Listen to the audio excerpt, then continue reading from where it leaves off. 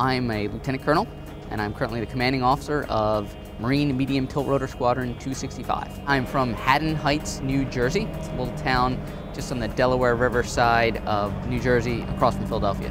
I've got a Bachelor's of Science from the U.S. Naval Academy in Aerospace Engineering and a Master's of Science in Operations Research from Southern Methodist University. My wife is pretty active volunteer. Here she's active with the Okinawa International Women's Club. She's also a member of the Marine Officer Spouses Club and volunteers at the gift shop on Foster, which a lot of the proceeds of that gift shop go to local charities here. I've got a 6- and 8-year-old boys. We were really excited about the opportunity to expose them to different cultures.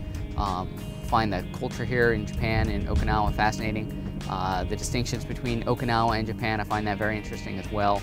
And getting to expose my kids at such an early age, and yet an age where they're going to remember it as they get older, is fantastic for the family. The squadron is honored, privileged to be here, to be the first tiltrotor squadron here in the Pacific Theater.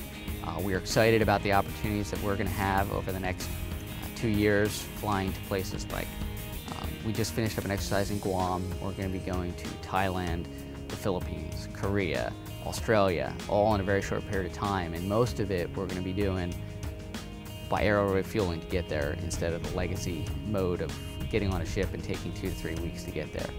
I think that once we're up and operating, that most people will realize that the capabilities that this brings are going to drastically improve 1st Marine Aircraft Wing and 3MEF's ability to respond to any sort of contingency operations around here. So the Osprey has a very long track record now of operational safety. It's been deployed in combat operations, got over 100,000 flight hours now. In its safety record, we measure that by mishaps per 100,000 flight hour, is among the best in the Marine Corps right now.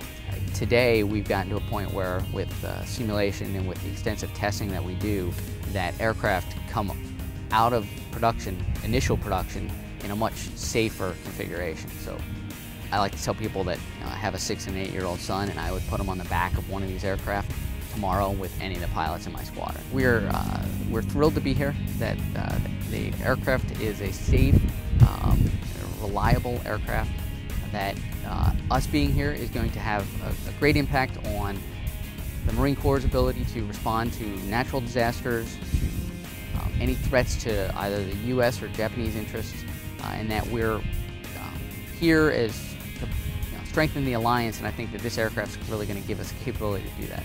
Drastically shortens our response time and increases our reach and flexibility as to how quickly, how far, how fast we can get there.